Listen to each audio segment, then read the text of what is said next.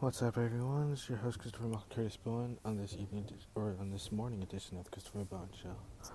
Usually 10 o'clock or 10:20, 10:27, 10:35, 10:47, 10:50s at the latest is usually when a lot of things start happening meshed in together.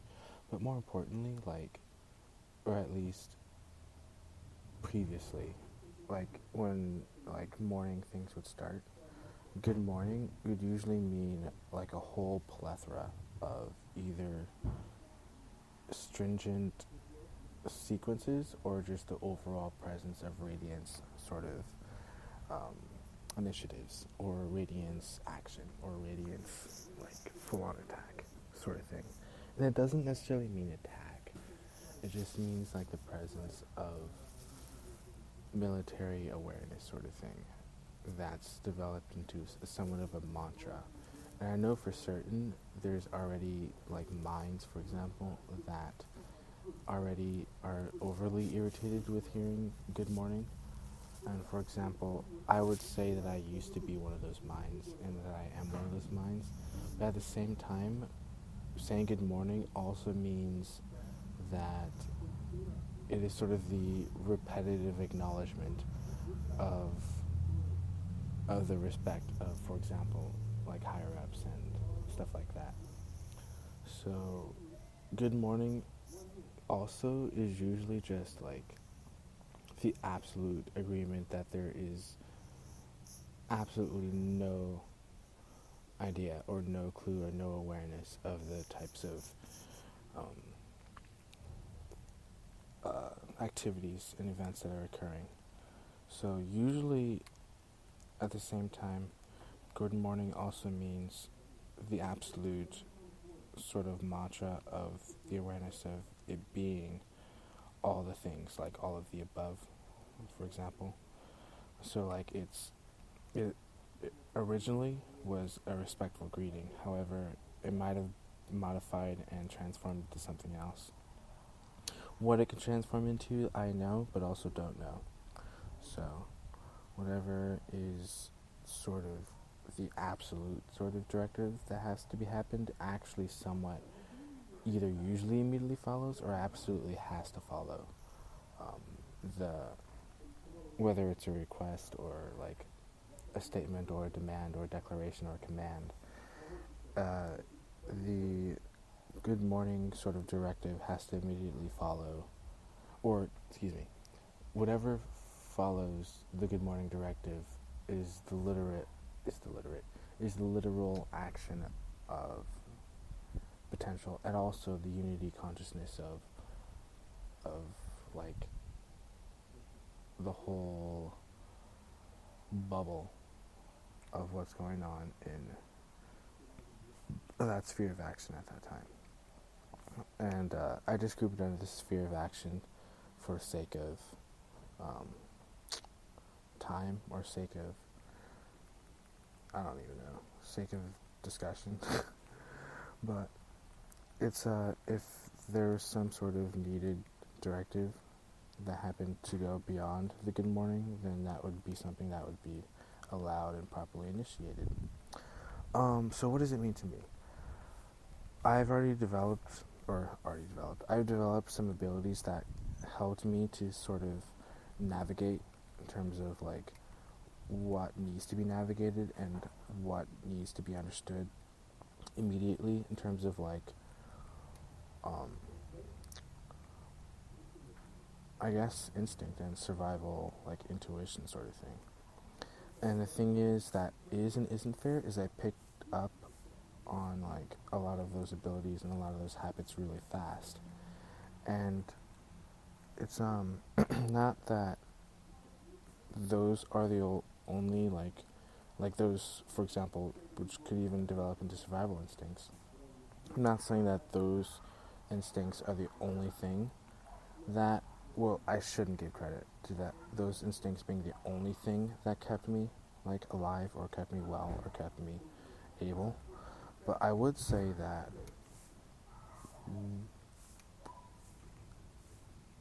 I would say that I could go as far to say as that saying the good morning directive is enough to, I guess, put people on edge just enough to allow whatever type of initiational following that happens following the broadcast to initiate. But then again, at the same time, I have been, and it may be just, because of reliance on ninyamas and yamas and really ancient, really ancient habits and really ancient techniques and tapas and stuff like that. That is really just brought the awareness of, for example, vice versa, either Gaia's consciousness to me or my consciousness to Gaia. It just seems that the survival techniques that I've developed and utilized, and maybe they're not survival techniques, maybe they're just communications for me to move from one step to the next or from one area to the next, which is possible as well. But also it could be something else. But more specifically, like, usually every morning, or like at least previously in the past, every morning I would sort of be involved and engaged with a reality that has to do with the reality I manifested as a creator being. And of course, I don't even know if the constant perception exists or the constant respect exists, because there, in a way, could be the argument that stated that there's been an ignoration of the actual team who wishes to be a part of the whole actual answering of questions, and which they actually wish to fully desire to know the secrets, for example. The secrets of, the ways of certain things and stuff like that. And I answer those questions in ways that I'm not aware of. And the thing that could also exist is that I may not even have answered those questions I may not have even answered those questions at all. Or perhaps the answers to those questions were perceived and received on another scale that I perhaps was not privy to, and even perhaps not even allowed to be privy to. So that's also a possible reality, and also a very likely reality. I haven't really ever, when I think about it, I don't think I've ever really, to anyone, except this past summer, I don't think I've ever really developed the ability, or ever even developed the time or the moment sort of thing to actually have for example, those that are dear to me be informed about what the actual sort of directive or whatever, anything that I want to accomplish. Because usually, or at least here's the one thing that's for certain, I would, for some reason, I'd usually listen and respect following orders sort of thing. But at the same time, when it comes to following orders for the amazingness that happened in the urgency of what was supposed to be done immediately following, as in like, it's, the directives that I had shouldn't necessarily be ignored. And the missions I have, shouldn't necessarily be ignored, but perhaps they could have been. And it could result in, misunderstandings and a development of leadership that is due to,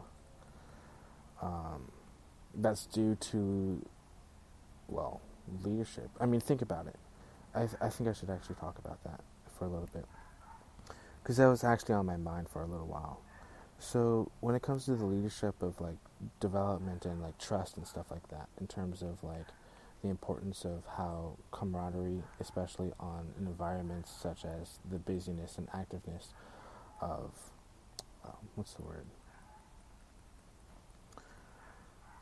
I don't want to say the W word, but the extreme activeness of like immediate requirement of like safety, for example. There is a sort of immediate requirement that there needs to be communication that's happening on a teaching level. And for example, if there isn't communication and there isn't absolute clarity provided, or even if there isn't a sense of clarity provided, then there's going to be a hole in the structure, and therefore the hole in the structure could be visualized and seen. And if that hole in the structure is visualized and seen by beings, for example, just entities, for example, that are looking for that hole, that are looking for that opening, then it's going to be wide open, and there is literally going to be either, many things can happen, but usually, for example, it could be just the overall result of complete ignorance and the complete subversion and the ultimate trouncing of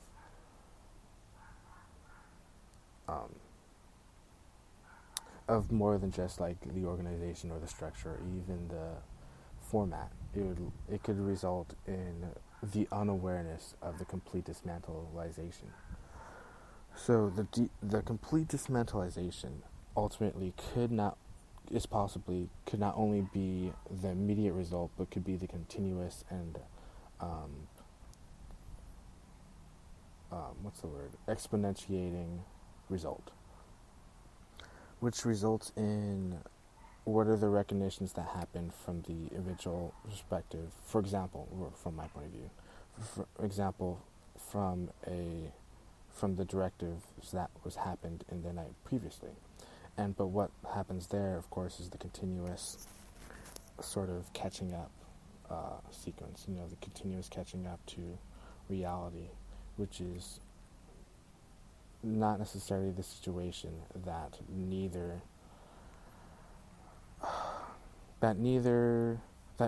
no entity wishes to be a part of, but unless it actually is the desire of the entity in terms of like discombobulation, in terms of like, for example, order and non-order. But ultimately, in terms of like the desire for order, that order needs to be kept based upon the mentalities of the structure of the team, for lack of a better word, or the structure of organization and leadership, and the overall structure of order. However, the structure of order cannot and will not be maintained if there's, for example, even a slight hesitation, for example, based on the directive of the broadcast that occurred, which is usually what happens, directive of the broadcast that occurred in the night previously. So,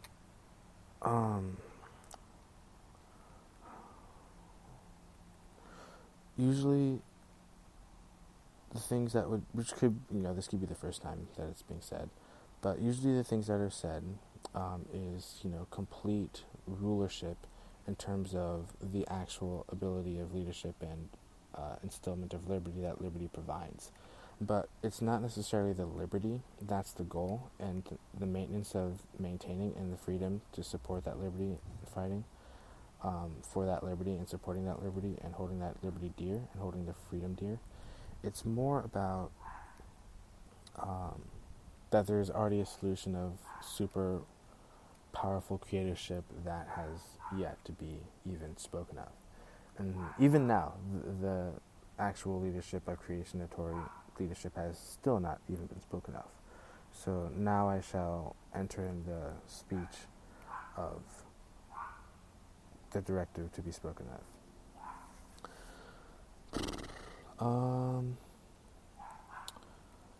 It's really about like, okay, I'm able to be this amazing being, and I'm discovering that I want to liberate based upon the fact that I don't want the cabal to be in charge of like people, stuff like that.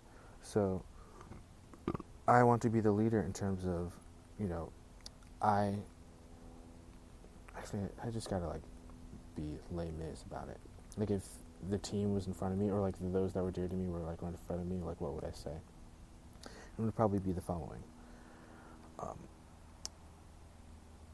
The whole family network. Obviously food is not a concern, but obviously we need to have a sort of consciousness of that we have abilities, sort of thing, that we have creatorship abilities, and that's the first thing. That's actually absolutely the first thing. And then complete rulership and complete power, not in terms of a dictatorship, but in terms of like completeness, the complete power and the complete order of sort of, unity consciousness in terms of how much it means to actually be a leader for these beings that are actually looking for that level of answer. And that's obviously one of the most important things, to give the answers to those that are looking for that absolute leadership of answer example. Those that are looking for that absolute answer, sort of thing.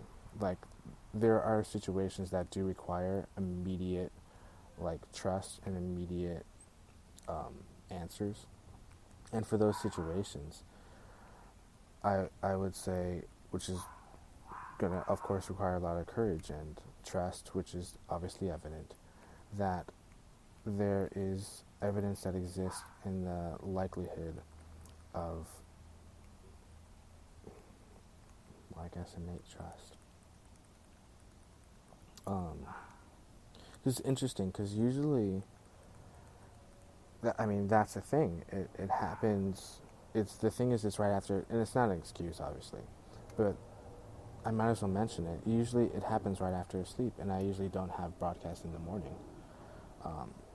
Even though there are such things, for example, such as musters in the morning, or meeting gatherings, or debriefs, or things like that, things of like a very important nature, or the habit of delegating that important nature. And, I guess immediately the question would be asked, like, what is to be done, And the truth is, the answer would be, well, more freedom, more power, more deliberation, even though it's been properly earned, and which is, obviously a good thing, because it is properly earned.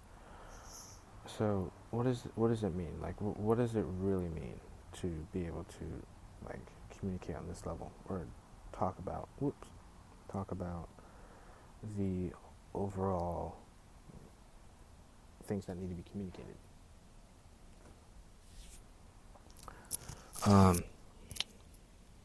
What are the things that need to be communicated?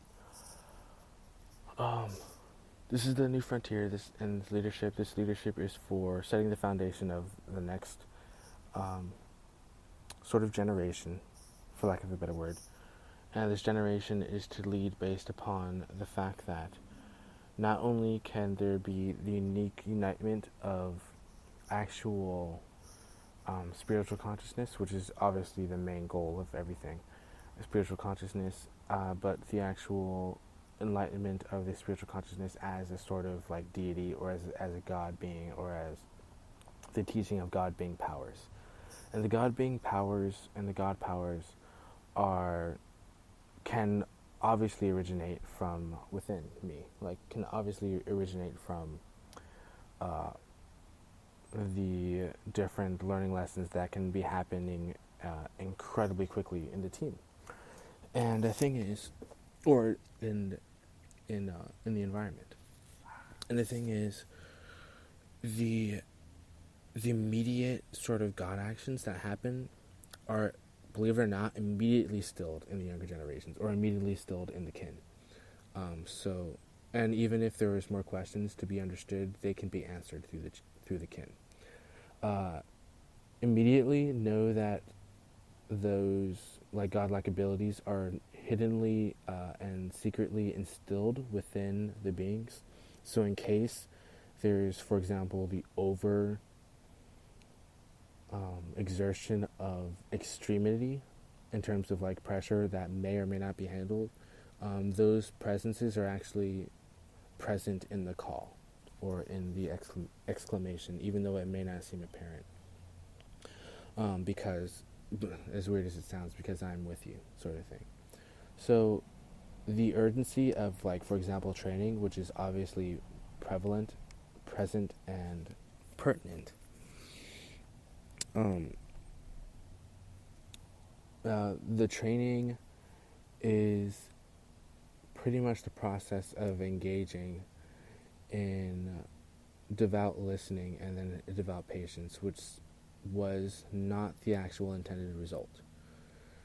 Of course, the intended result is the actual explanation of what the teaching was.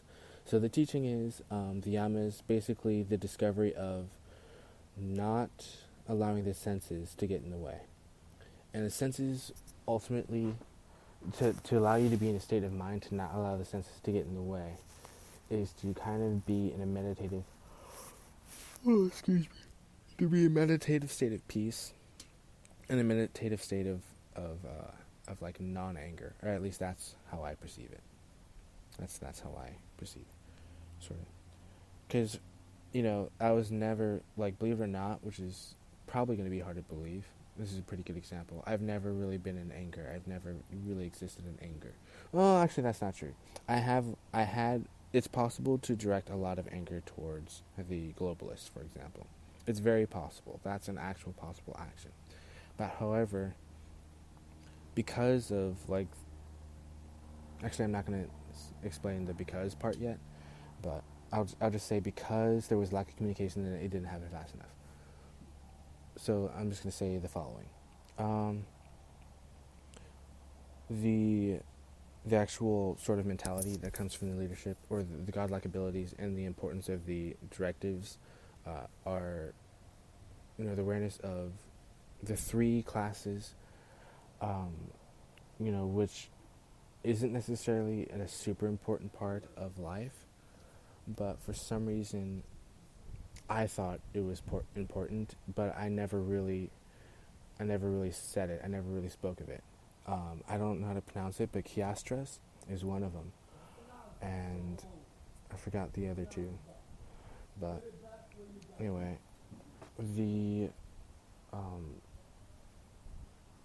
what else?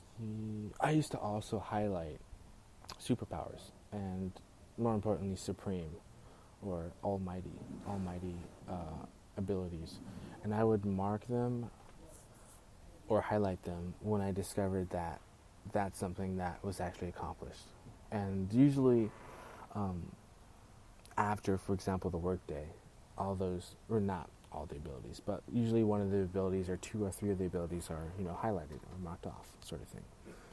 I'll have to look up and research again what those exact almighty and supreme abilities were, but those abilities can immediately be sort of taught to the to the team, or to the leadership group. What else? I've mentioned the Bhagavad Gita, and that's also something that needs to be, the questions that are asked about it needs to be immediately addressed.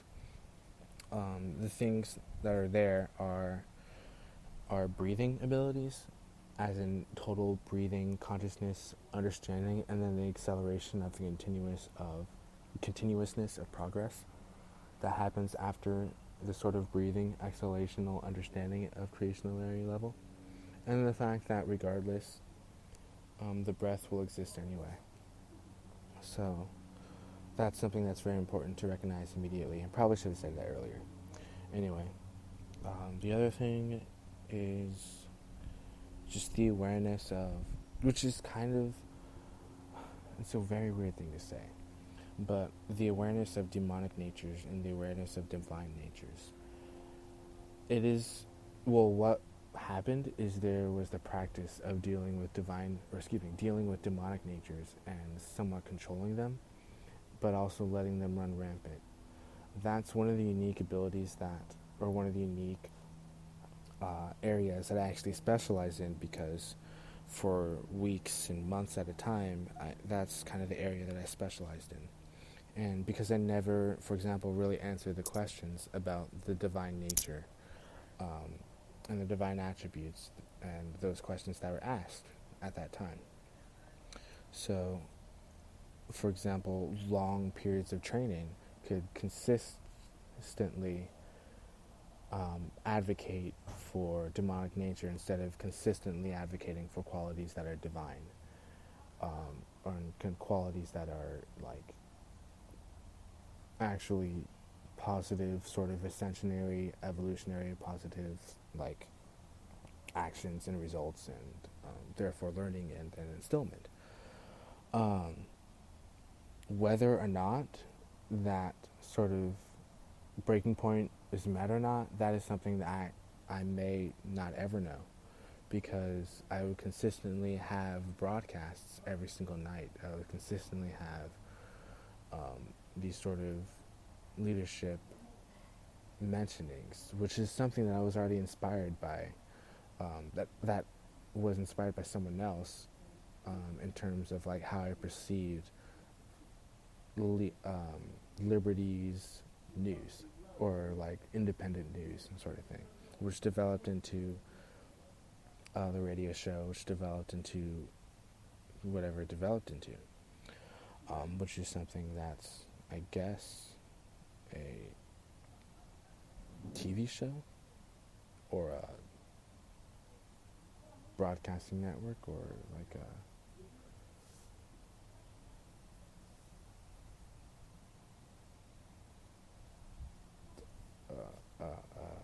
speaker leadership sort of front, or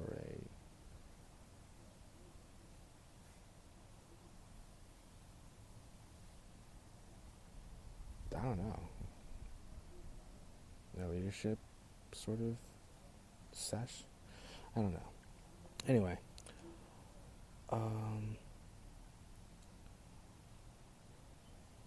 the other things that were mentioned, like in the broadcast that happened in the like evenings, would be the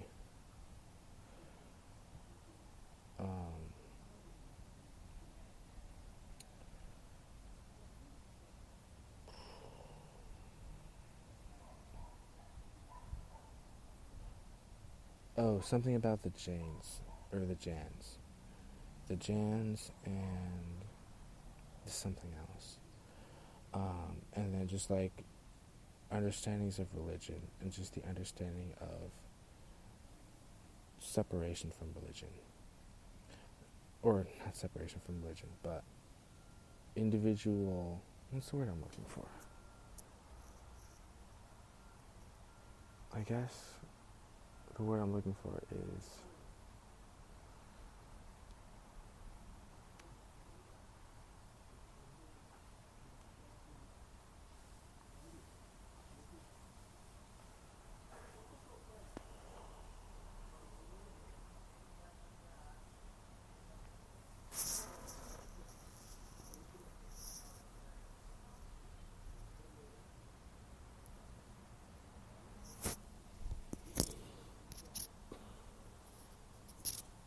I have no idea what the word is. Oh, non-attachment. The whole idea of the broadcasts was to teach non-attachment, and to teach how to not be attached to external reality, or how to not be attached to events or people or relationships or the cabal sort of mind control. The whole, I guess, not the whole main purpose of it, but one of the main goals, and of course what people try to reach for anyway, is non-attachment. And then of course attainment of Supreme Being, attainment of Brahma. But then again, that's something that isn't necessarily a military thing. Or at least if you ask me, it's just a way of life sort of thing. Like, I think I learned non-attachment probably about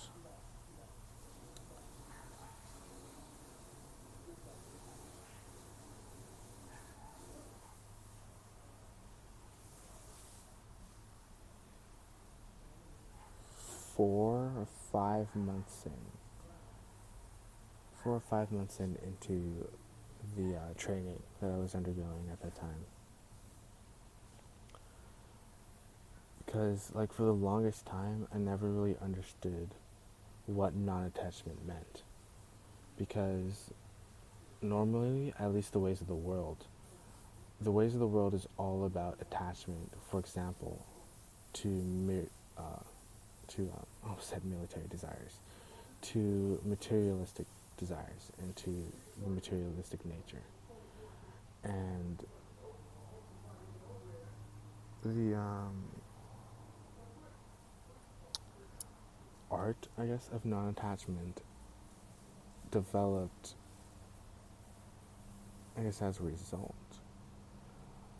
of the broadcasts at night, and then going to sleep, and then waking up, and then somewhat discovering non-attachment. Because at first, I really didn't know what it was.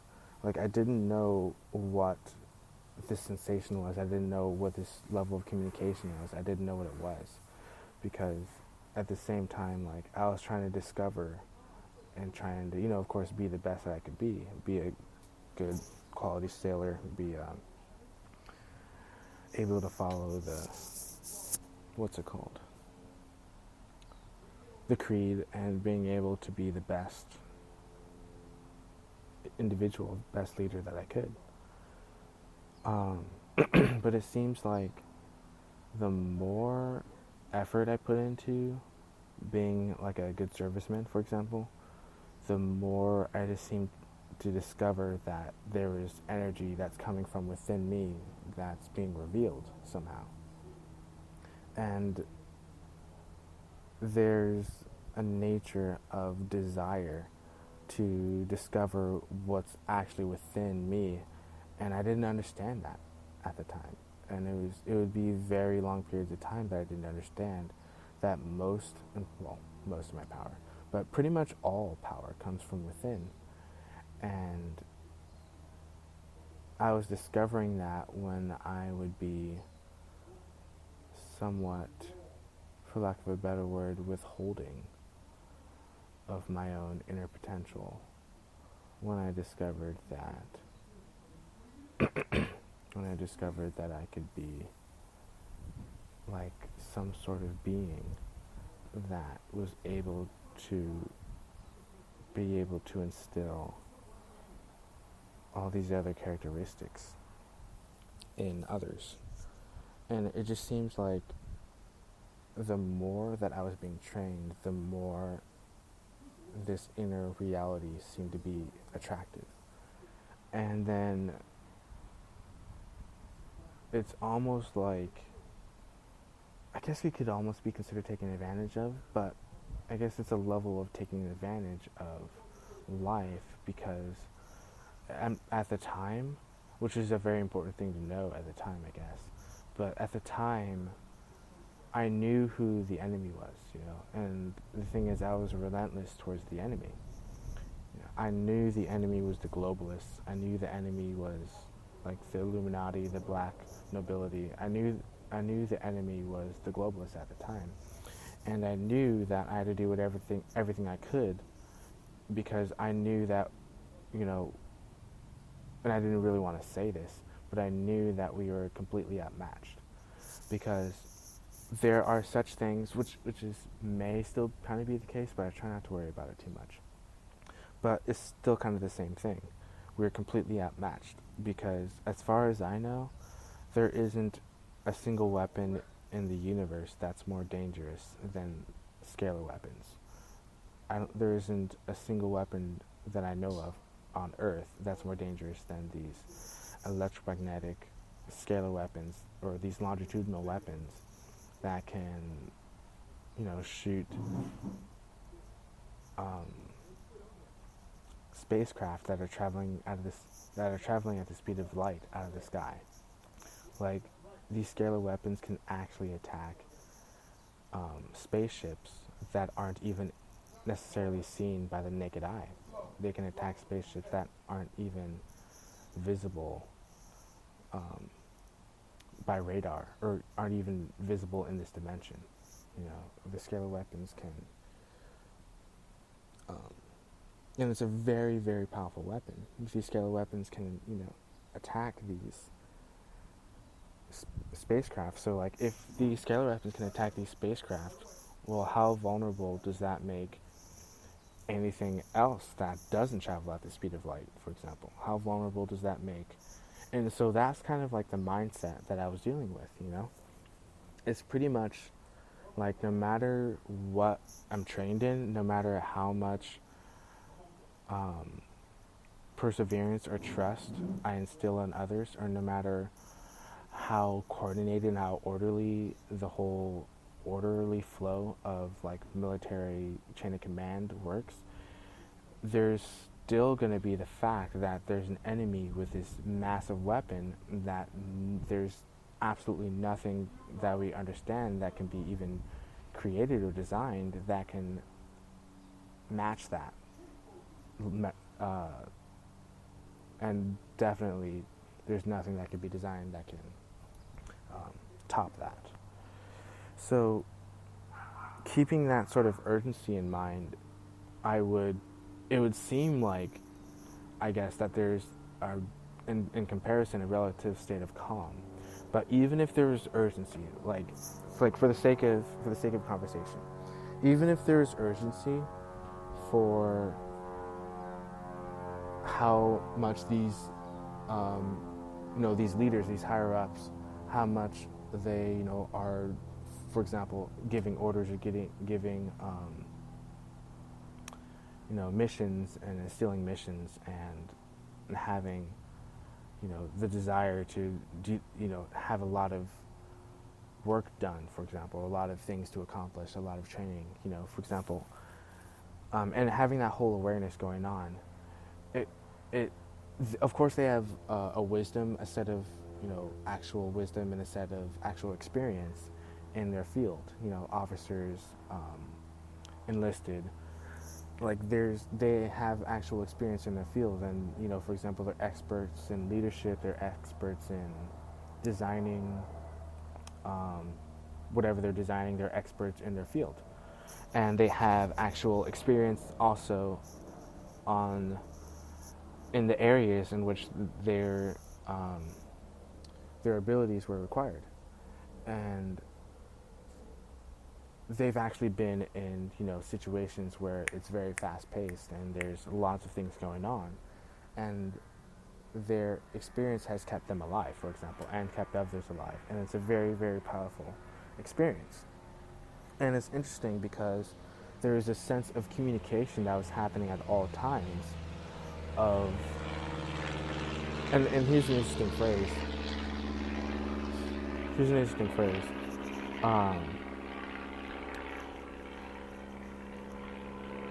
They're, for example, a lot of the chain of command, they're, not that it's all about age, but they're older than me. But more importantly, it's about like skill. They're a lot more skilled at what they're doing. And when it comes to like things that are happening like really fast in a fast pace, there's a sense of calm that they have, but at the same time, they have a sense of urgency of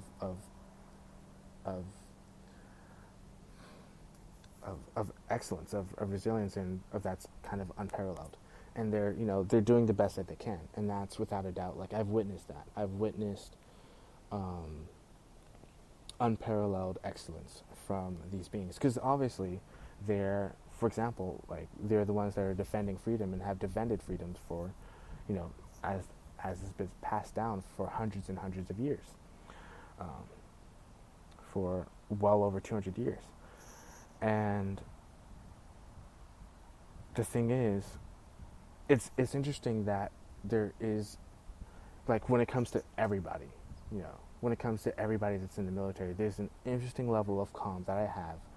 And not to say that I'm comparing myself to anybody else in the military. But, there's a level of calm that I have and continuously always seem to maintain all the time, regardless of the situation. And that is because the whole situation requires the fullness of my being, because in my mind, which still seems absolutely true, the military, as far as we understand, is still completely outmatched. And that truth is, is still somewhat absolute in my mind. That truth that, you know, these types of scalar weapons from this hidden enemy that we're going against, and especially weather technology, that type of weaponry and like earthquake activation technology, that type of technology is, I'd be lying to say if I wasn't trying to figure out every sort of solution to try to combat that, which requires my absolute leadership, my actual absolute sort of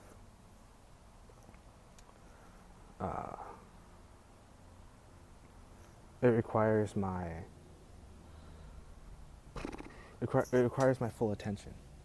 It requires my full attention to work with the team and work with my leadership and work with the chain of command to somehow, work together. And the other things that I know is that there are good beings. For example,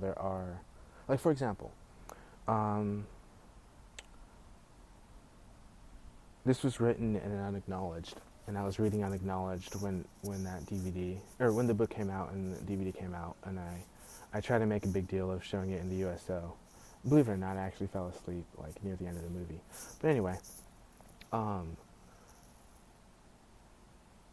there are instances where there's complete deactivation of the weaponry that we understand to be the best weaponry in the military or in the world, in the planet.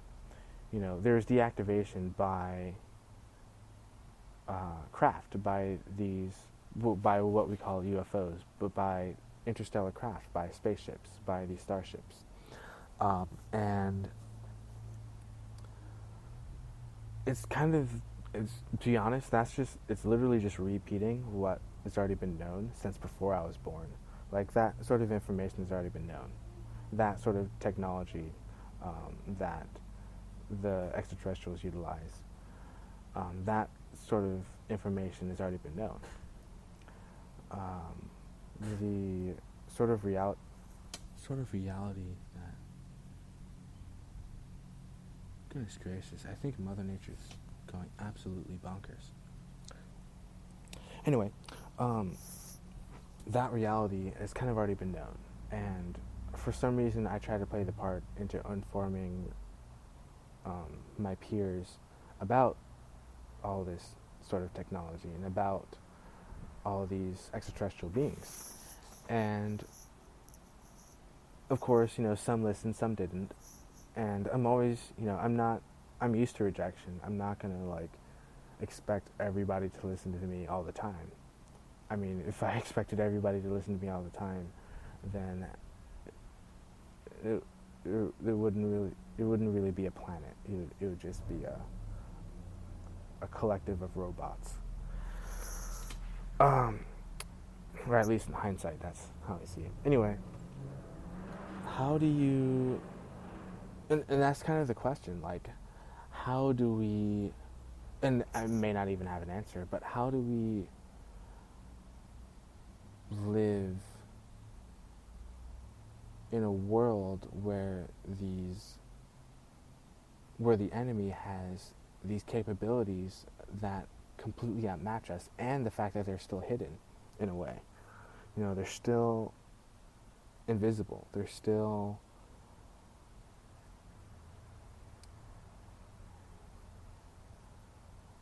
invisible, sort of thing.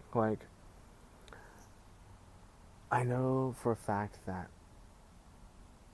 globalists, for example, have underground bunkers, and once again, that's information that's been passed down. And I know for a fact that there's many good elements, as far as I know, there's many good elements in the NSA and the CIA and whatever the other one is.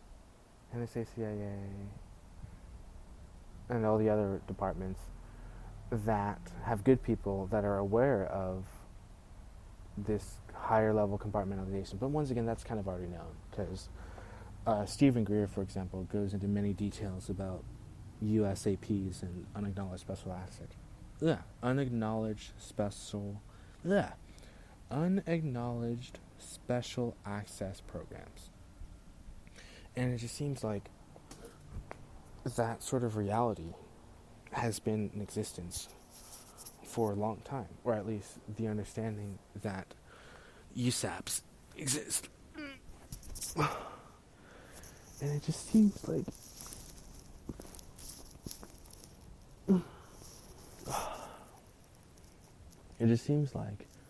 if we want to know who the real enemy is, we can't agree with any form of separation between anybody on planet Earth.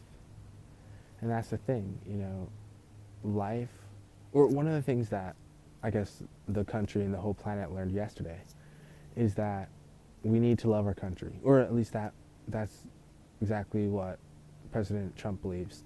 And that's also what I believe. It's very important to love our country and support America. More importantly, it's important that we just set every sort of difference aside and that we unify, because I think that probably the one thing that keeps us sort of alive is the light, is the spirit, is the Christos spirit, the Christos Sophia spirit that lives within everybody.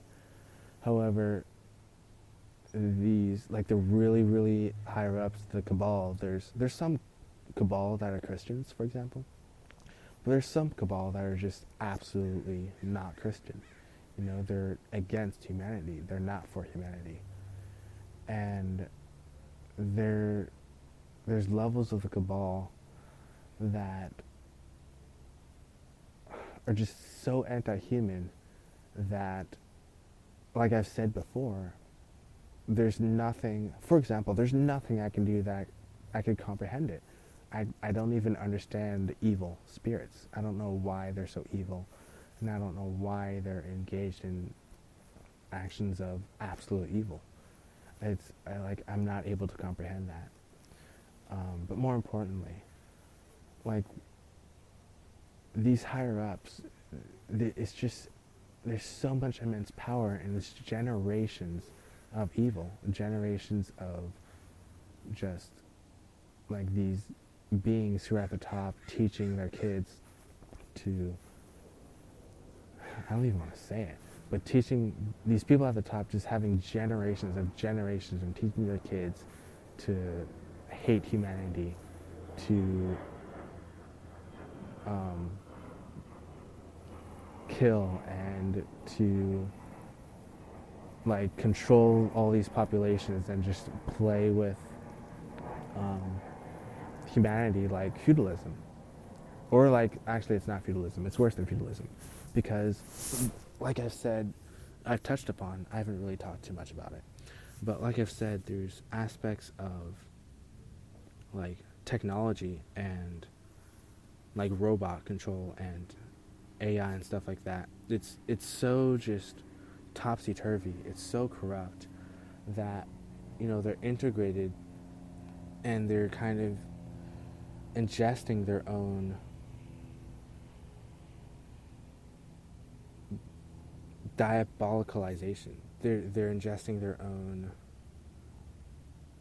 sort of corruption. There's a level of, and I don't fully understand, but I understand to a large degree. For example, Agenda 21, all that jazz. But more specifically,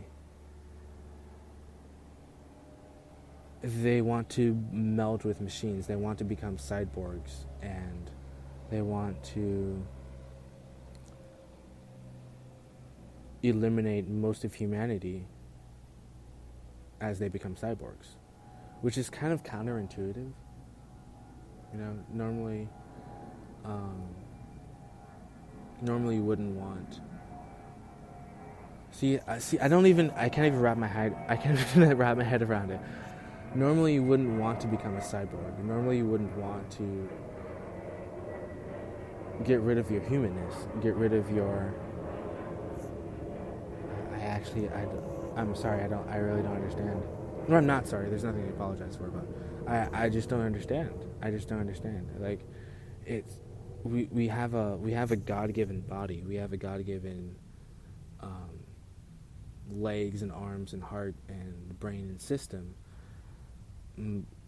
Yet these beings want to integrate with AI and want to integrate and make the body more cyberic, and more filled with technology.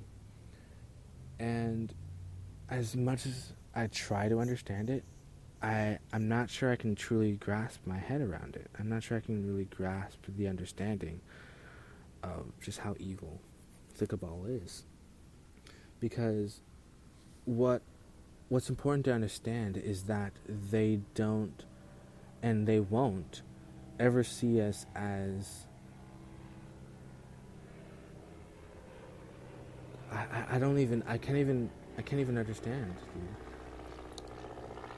They don't see us as children of God. They don't see us as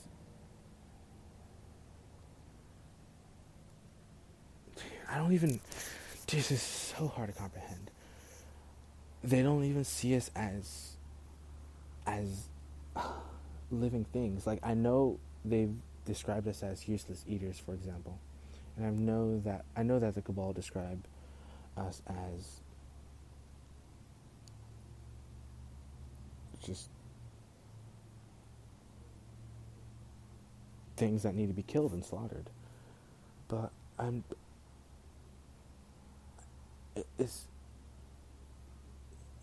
just a level that I don't understand. It's just a level. Oops, left my notebook in there.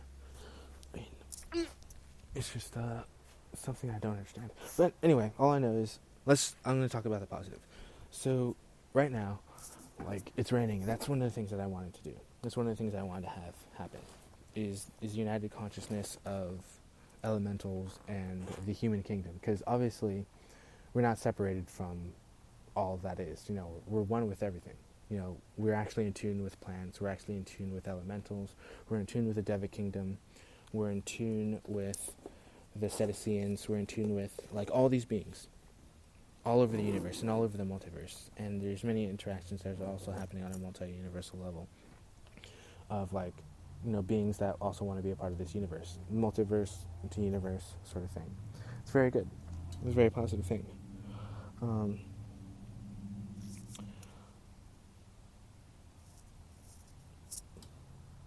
Life is supposed to be. I think it just stopped raining. That's weird. Anyway, life is a really special thing. Like, everything, there's supposed to be a balance. But when there's a deliberate imbalance, such as weather technology that's been used negatively, for example, the tsunamis in Japan, and the earthquakes, or the earthquake that created the tsunami, and I'm not sure, I don't know for certain, but I'm pretty sure weather technology has been used to form hurricanes. I need to double check that. But the tsunami in Japan and the tsunami in Malaysia? I think that's where it was. The tsunami in that area. And the thing is, like, no matter how, and this sounds very rude, but, like, imagine people are just, like, living their lives, and, you know, they have their jobs, and they have their families, and they're supporting their families, and, you know, people are just going about their lives. And then all of a sudden, this tsunami comes along. You know, there's nothing that they can do to defend themselves against this tsunami. You know, and it's literally devouring the entire village. It's not even devouring the homes and destroying the homes. It's devouring the entire village. Charge my phone. I need 20%.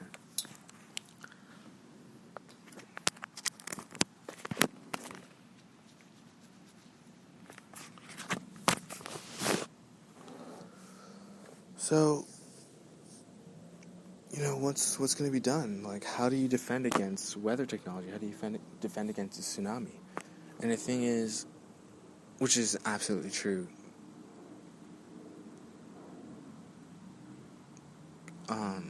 God loves the innocent. And there's a lot of innocence on this planet. There's a lot of innocence. There's a lot of beings who, have never done anything wrong. And ultimately, we're all human. And, the saying goes that, we're all human and humans make mistakes.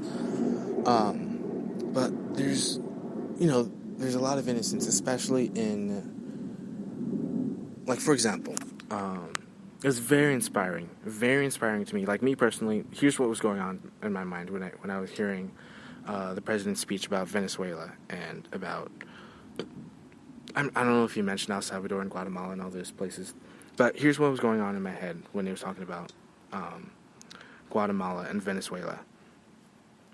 Every single person, I need to calm down. Every single person, pretty much, in that country has the ability to have the same type of technology that the cabal have. They should have this. I already gave the analogy the other day, but they should have this technology of supreme healing, instantaneous healing. Like, for example, if they have diseases, they should be able to go to this extremely advanced hospital and heal themselves. For example, holographic rejuvenation medbeds. If they need care and they need help, there should be, 7 stories with 50, 60, 70 medbeds per story. There should be a building in Venezuela like that. There should be a building in Guatemala like that. There should be a building in El Salvador like that, But what was very, very interesting to me is that the cabal leaders, they actually deliberately ignore, and which doesn't make sense to me, as a leader, because leaders actually support their people. See, talking about this just doesn't make sense to me.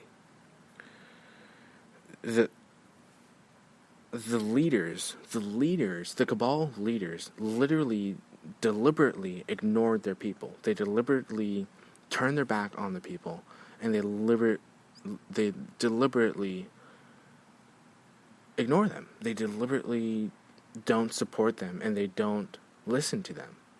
It's like it's a whole level of not caring. Like, I don't even know what to say.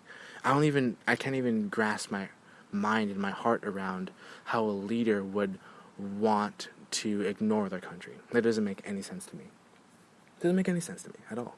No sense at all.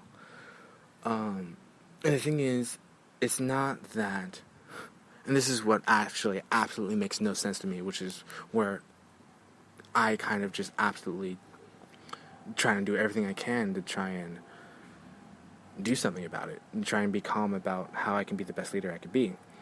The thing is, and not many people know this, but the cabal have technology to heal, and the cabal also have advanced transportation technology, like really advanced transportation technology. I don't even know why I'm going to mention this, but I'm going to mention this. Like, what's his name? Obama is aware of teleportation technology. Teleportation technology. That was actually present during Obama's, and it doesn't matter. I don't need to talk about previous presidents right now. Teleportation technology, that's the type of technology that exists in terms of transportation technology that the cabal have. So how quickly can that solution be solved in? The first 2 seconds that Trump sat down. That's how fast the solution is solved. That's how fast the solution is actually solved. Like, the truth that there's such advanced technology that no one, for example, and this is kind of where I come in, the fact that there's type of advanced technology where no one has to die, that's the type of reality that we've existed in since before I was born. That's the type of technology that's been present. Does that make sense? So, pretty much, I can be so courageous as to say, no matter what I say, the reality exists that, for example, all those countries should be able to have the ability to not live in absolute degradation and to live in and to not live in fear, and to live in prosperity and life and love and positivity and prosperity and an abundance and positivity. You know, like the time it takes to, like, let's be honest. I think it was about 2 minutes into speech, 3 minutes into speech. It seems like, or actually, let's just be honest. Halfway into the speech, let's just pretend.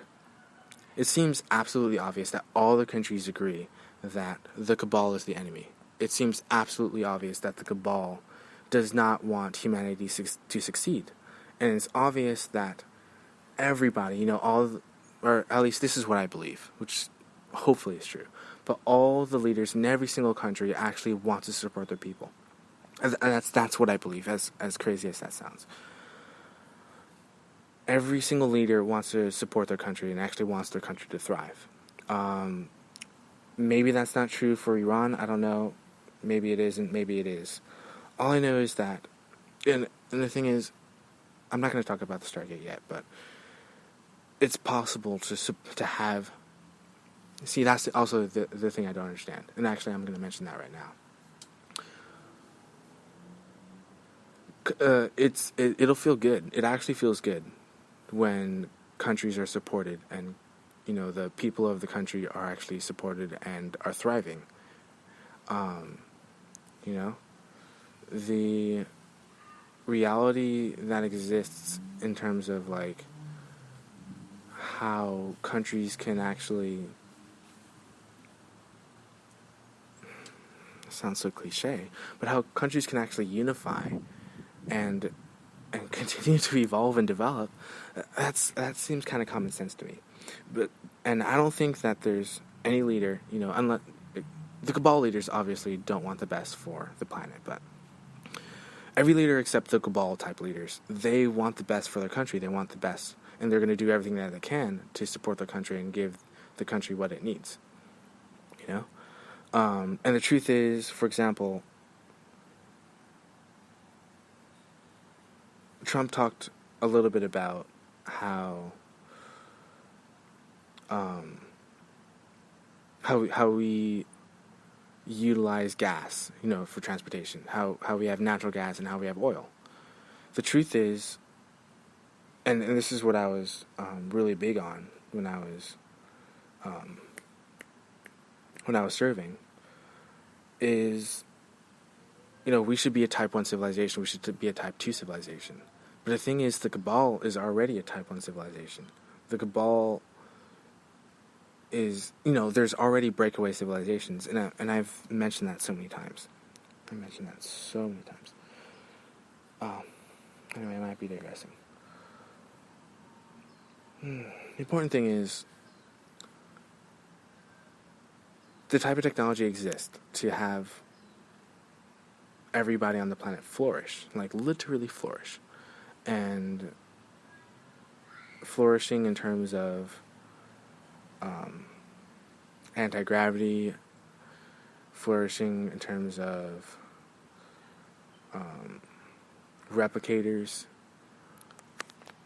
flourishing in terms of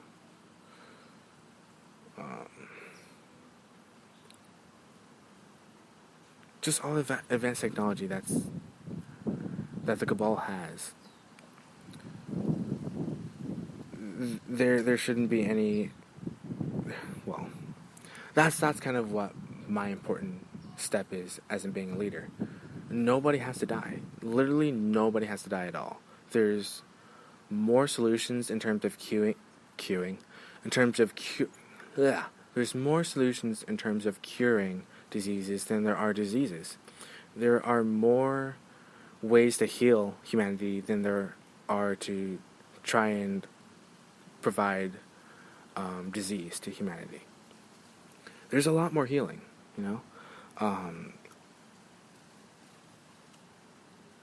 I know about, like, crystal healing chambers, but also, as was stated by the Arcturians, we actually have a resilient responsibility in the fourth dimension. And that's kind of like the importance that we need to adhere to. Or the importance that we need to adhere to. We just need to live in the fourth dimension. And I recognize the fourth dimension. I recognize the importance of the fourth dimension. And I recognize the importance that we live in the fourth dimension. And that we use the fourth dimension to sort of exist and to live and stuff like that. And that's a major part of connection and stuff with everybody. So,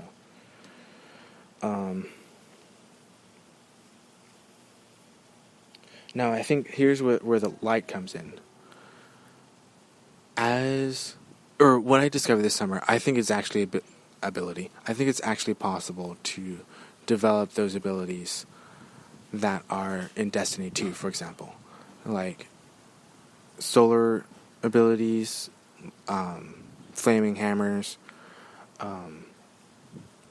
void abilities, warlocks, hunters, arc abilities. I think lightning abilities. I think those are abilities that are actually possible. As a matter of fact, I was so bold and so courageous as to I believe that I could train people to activate these abilities and train people to actually awaken their light, sort of thing, awaken their inner light and have these abilities be awakened and then instilled. Because all summer, not that it really matters, but all summer, me specifically, I was individually focused on communicating, which kind of doesn't make sense now, but communicating with the galaxy in terms of how I can reach out to the galaxy with what I know and how we can sort of coalesce in an understanding of how we can work together to overthrow the Cabal, to get rid of the Cabal, or to forgive the Cabal. I know in the past, 2018, 2017, I was in the process, or I was forgiving. Actually, that's not true.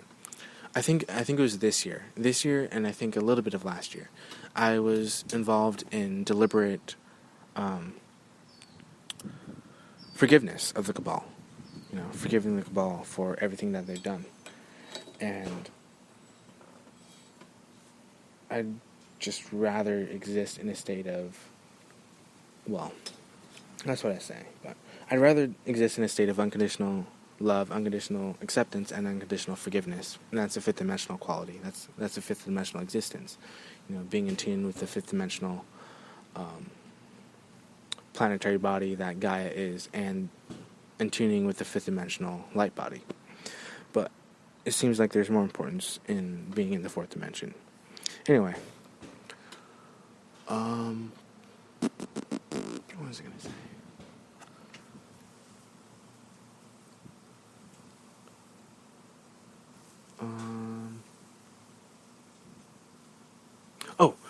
Communication with the galaxy. That's what I was practicing and sort of instilling and believing in, that not only am I which is kind of obvious, not only am I like a Gaian citizen and like a galactic citizen, but I'm responsible to the planet. Like I'm a representative of Gaia. Like I'm made of Gaia. There's no denying that.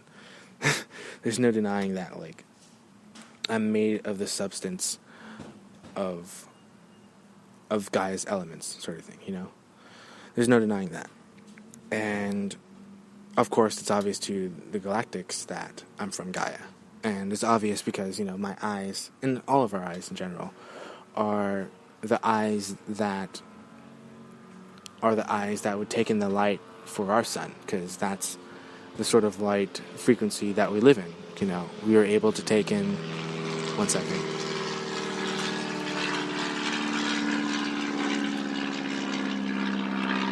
We're able to take in the light from the sun with our eyes, and that's our eye level or something like that. Anyway, Fourth dimension. I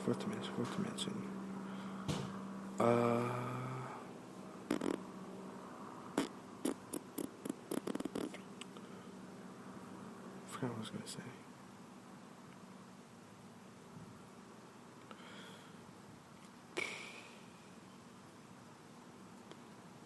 Oh, right. Sweeping. So when sweeping was something that I picked up, or not picked up, but something that I developed when I was working at Jack in the Box. I thought maybe it'll be noticed, maybe it won't. But one of the taunts in Destiny 2 is to sweep. And I thought it would be really cool. One way I can integrate video gaming into real life of like Destiny, for example, because I was super obsessed with Destiny by early 2018, and then overly obsessed by early 2019, and then just absolutely adamant by spring of 2019. Anyway, I was super adamant about maybe I can be a whatever, but I can be a Destiny 2 being in real life, and I would demonstrate that by sweeping. I could actually sweep because that's a really cool representative of my what's it called, Xbox Live account person. Like for those, for example, that knew my oh gosh, I don't even know the name of what to call it. But those that knew my freaking person on Destiny 2, like they might not know me in real life as a human, like who I am. Like they might not know my name and like my occupation. They might not know where I went to school or anything like that. They might not know like who I am. But they would know like that, like for example, someone in Destiny 2 is sweeping, and there's, without a doubt, there's probably an audience, that really, really, really needs me. For example, there's probably someone out there that really needs me and wants me to be that hero, but not just a hero, that they actually want me to be that person. They actually want me and they actually need me, And the thing is, of course I'm going to respond to that call, and I'm not only going to, no pun intended, because there happens to be a phone ringing, but not only am I going to respond to that call, I'm going to be, that being, I'm going to be that guy who wants to be the sweeper, and like to acknowledge that sort of reality in existence. It's not just that I want to be it because others want me to be it, it's I want to believe it because I want to be it. And the fact that there's a belief in my spirit only increases the reality of that absolute truth, that, I am that being. I am strong enough to not only believe in myself, but to believe that I'm strong enough to save those who need rescuing, to save those who need saving, And the thing is, I've just believed that since, I believed that all of 2019, and I got obsessed.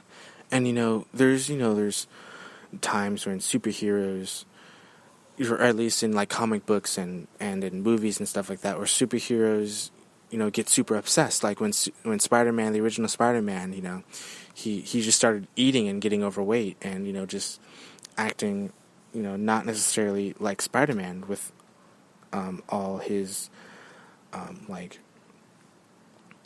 rigidness and virtue as a, he gained weight, and he wasn't necessarily wanting to save people. And for example, Green Lantern, it took him a while to develop the abilities and the willpower to manifest things with his ring, and to actually and there's no doubt people cheering him on to it's not that hard to imagine a giant hammer. It's not that hard to imagine a baseball bat or a giant anvil, and it's not that hard to imagine that. And without a doubt, there's people who are cheering him on because, Green Lantern is all about willpower, you know? And same thing with, like, Superman.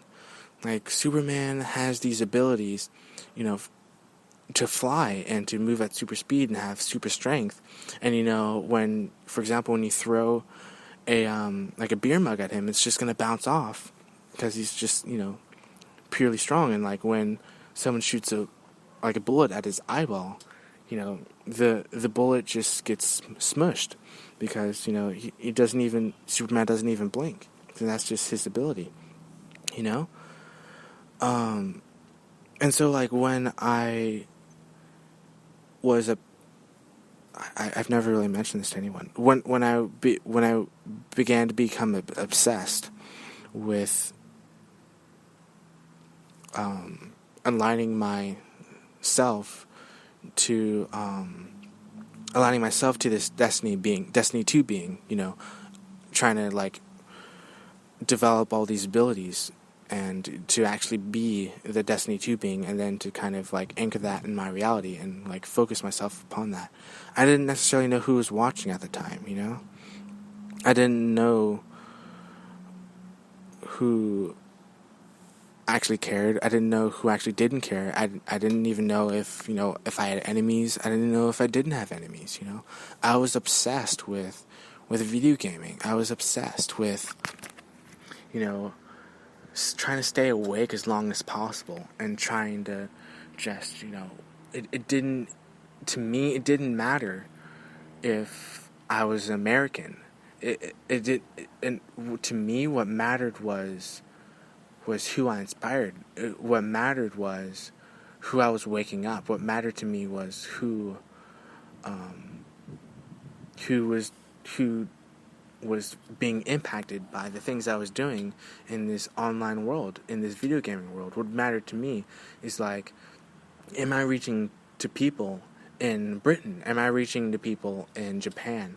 Am I reaching people in California? Are they reaching back to me? Are they aware of who I am? Are they trying to discover who I am? I developed this whole obsession that I would be obsessed. I'd be obsessed with sleep, and then I'd be obsessed with waking up, I don't know what happened. I might have gotten too obsessed, because things didn't matter to me anymore when I discovered that I was strong. Other people's opinions didn't really matter to me that much when I found out that I was strong. When I started having dreams, I thought that no one could outwork me anymore. When I started having dreams, I became obsessed with the fact that no one can tell me what to do anymore, because I believe that I am not only, like, a strong person when I'm awake, but I'm a stronger person, and I'm a strong person when I sleep. And the person that I am when I'm asleep is who I am when I wake up, because I am that strong, because I believe that I'm that strong in my dreams, because I didn't want to go to sleep. I was obsessed with not going to sleep, and I was so obsessed that I created a pathway. I created a whole avenue of reality of where, when I go to this, and I created this whole thing. When I go to this new store, I'm shopping as this being who's able to accomplish these things, and I'm accomplishing these things as a being who's, regardless of what anybody else is doing, who's taking these orders, who's accomplishing these tasks, and the thing is, I got so obsessed that I think somewhere along the way I stopped listening, and the thing is, I don't even know if I'm that bad. I don't even know, dude.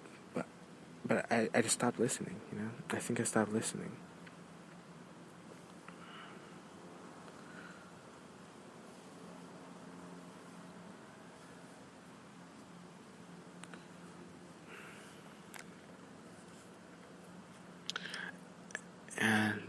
I just wanted to believe in myself so much that I felt like I had the right to be angry at animals, to be angry at living beings, to be upset with them. I thought I had the right to be viciously rude to them.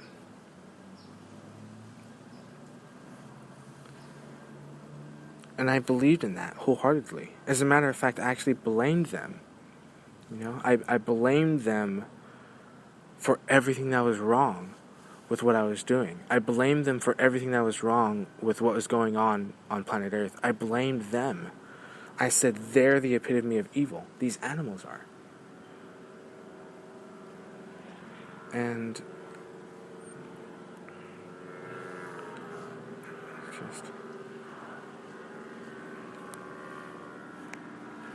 I don't know if this is my I don't know if this is my thing. Like, if this is my going over the edge. And I don't think I will know. I want to be brave, I want to be courageous. That's what I care about. And so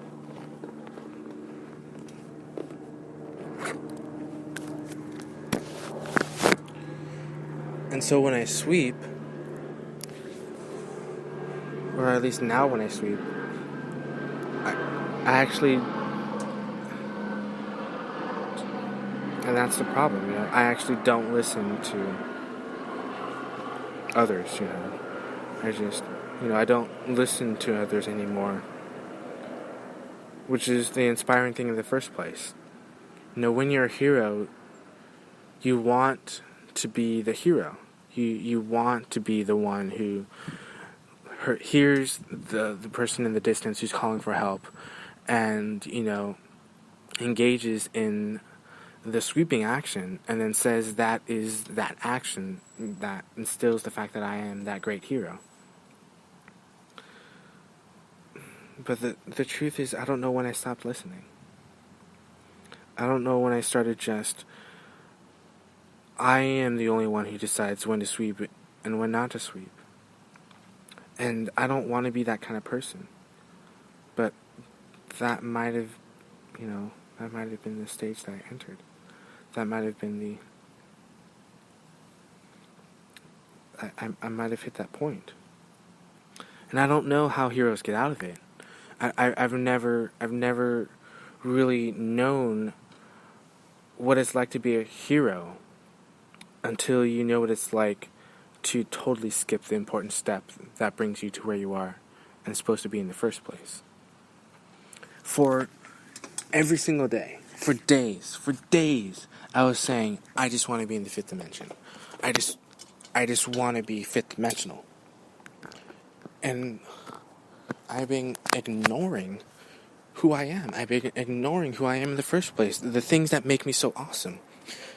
I've been ignoring it. And I haven't been able to really appreciate the joy of being that person. And the thing is, I don't even cherish it anymore.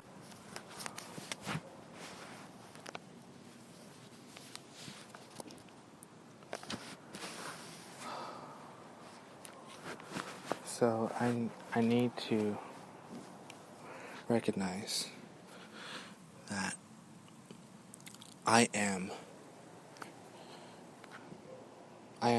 Black Lantern.